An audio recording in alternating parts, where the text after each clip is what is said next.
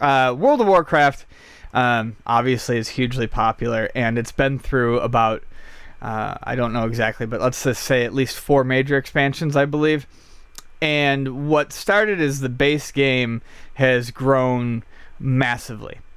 And I think with many games that have received expansions or have been iterated upon, there are people who yearn for the original, perhaps more simple version of the game.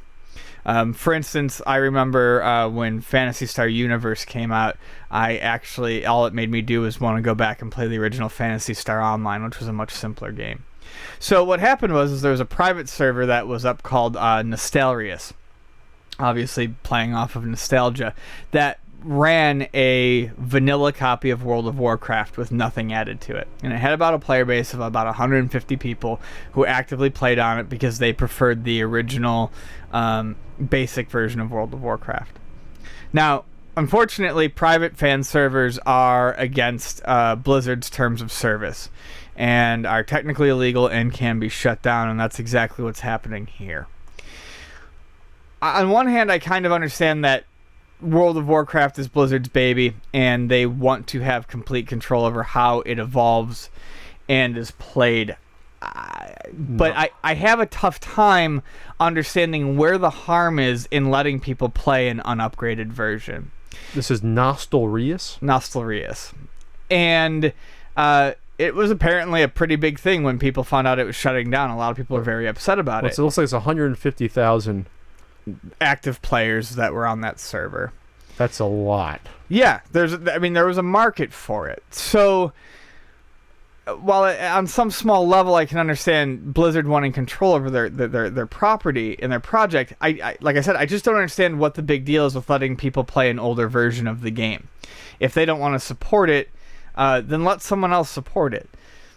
I guess maybe there's no monthly fee attached to it, so maybe they're not making money off of people who are playing on this private server. That's actually something that could be part really? of it. Well, I don't know. I actually didn't read that in any of the articles, but my guess, if it's a private server running an old version, they might be getting around some sort of monthly fee because they're not playing on a Blizzard server. That could be part of the issue. What I think Blizzard needs to see here is that there are people who don't want to constantly play these updated versions. And maybe now is the time for Blizzard to step in and perhaps offer that as an option. So now, of course, we talked about games going away because they're tied to a server, and this is a prime example. At least their version of the game they liked, right, which existed for 10 years, plus is now going bye-bye because Blizzard basically says, okay, yeah, we don't want this running anymore. So I think they said Blizzard was hit with a DDoS attack I saw in the past week or so. Oh, really? Maybe related to this, because that's going to help. That's not going to help your case at all. Fucking children. So yeah, it looks like they received a letter. People running the server received a formal notice from U.S. and French lawyers acting on behalf of Blizzard Entertainment, preparing to stand trial against our hosting company and ourselves in less than a week now. Wow. Well, so that's why they immediately shut everything down. They stopped. They weren't playing around. I wonder if this is the first. I wonder if they got warned before this. I don't know. Or they just found out and said, no, we want this in right now. You figured they would, if this was that egregious, maybe they figure, okay, we want this out now. But maybe, I wonder if this was ignored. Maybe there was warnings that were ignored. I don't know if there's warnings that were ignored. My understanding of these private servers is they are technically illegal to operate under a number of companies' terms of services, but like companies like EA, if something is no longer supported, they seem to let it go. Mm-hmm.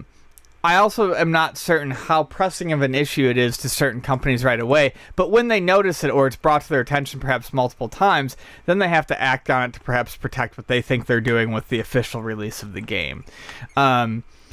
Well, if it's a pirate server, I'm assuming that these people aren't paying, but then maybe someone can correct me. Yeah, I would like someone to actually clarify that, because that I do not know, and that would give me a little bit more sympathy, I guess, towards Blizzard, that, something that you can currently pay money for that would go to the developers is now not going to them. Yeah. But like I said, this is a good opportunity for Blizzard to step in and be like, hey, if you want to play an unupdated, unpatched version of the game, here's a server where you can do it. Make more money off of it. Charge them a separate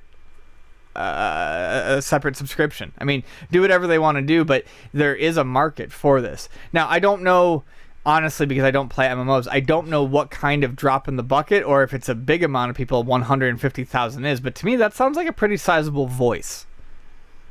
Well, looking at an interview on PCInvasion.com talking to Mark Kern, who used to be a World of Warcraft developer, and he's being asked why are they now looking at these World of Warcraft legacy servers versus before.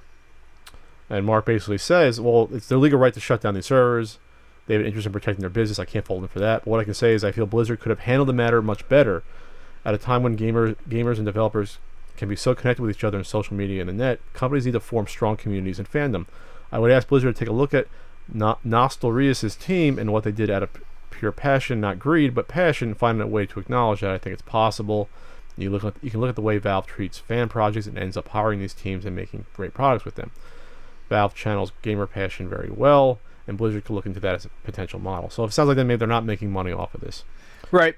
And I think he makes a lot of good points. Obviously, these are people who like your product. Pissing them off is not exactly going to make them feel loyal to you. And I think this is important in a time where it's been widely reported that the player base of World of Warcraft in general is shrinking at a somewhat rapid rate.